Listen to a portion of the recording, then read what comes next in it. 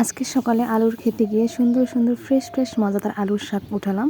তো চলেন ভিডিওটা শুরু করা যায়। হ্যালো এভরিওয়ান, আজকে চলে এসেছি আলুর খেতে।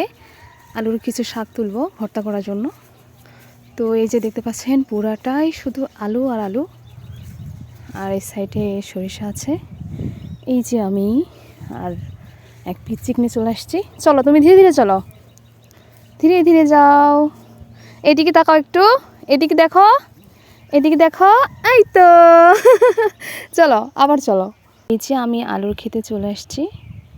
এগুলো আলু প্রায় 15 দিন পরে উঠবে।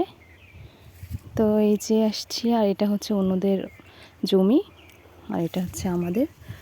তো এভাবে আলুর শাক তুলতে হয়। আসলে গ্রামে থাকার মজাটা আসলে এখানে সব কিছু ফ্রেশ পাওয়া যায়।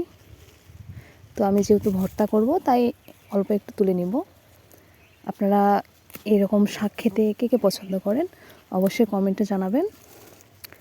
আলু শাক তোলার হচ্ছে এই যে মাথাটা আছে এটুকুই তুলতে হয়। তো আমি এভাবে তুলতেছি।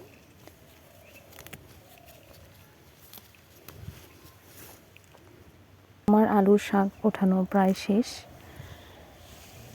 তো এই যে আমি এতগুলো উঠাইছি, দেখতে পাচ্ছেন কত ফ্রেশ টাটকা আলুর শাক।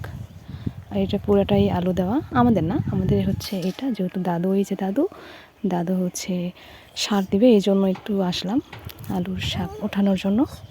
এই পিচ্ছি এদিকে দেখো, এদিকে দেখো, কি হাসি দাও, হাসি হাসি হাসি। এই যে দেখতে পাচ্ছেন পুরোটাই প্রায় আলুর গাছ লাগানো হয়েছে। আর ওই যে দাদু আলুর গাছে বীজ দিচ্ছে। তো যেহেতু আলু গাছে বীজ দিচ্ছে আর ট্যাঙ্কিটা তো ওঠানোর জন্য একজনের প্রয়োজন পড়ে, তাই আমি আসছি ট্যাঙ্কি উঠাই দেওয়ার জন্য। আর পাশে দেখতে পাচ্ছেন কত সুন্দর সরিষার ক্ষেত। আসলে গ্রামের সৌন্দর্যটা দেখলেই মন প্রাণ সবই ভরে যায়।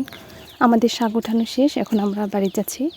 আর এই যে পিচ্ছি আমাকে যেখানে দেখুক সেখান থেকে আমার কাছে দৌড়ে আসবে, কথা খুব বলবে না, কিন্তু মুখে একটা মুচকি হাসি দেবে।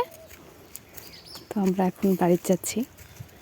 এই পিচ্ছি, লামিয়া এদিকে দেখো, চলো বাড়িতে যাবো।